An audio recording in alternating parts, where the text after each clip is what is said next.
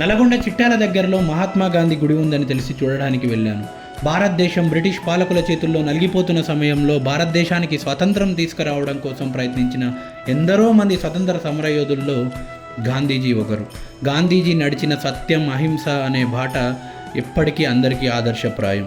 నిజంగా గుప్పెడు ఉప్పును చేతబట్టుకొని మన ఉప్పును మనమే తయారు చేసుకోవాలని దండియాత్ర ప్రారంభించి లక్షలాది మందిలో చైతన్యం కలిగించి సత్యం, అహింస మార్గాల్లో నడిచి బ్రిటిష్ వారి వెన్నులో వణుకు పుట్టించిన మహానేత మన జాతిపిత గాంధీజీ.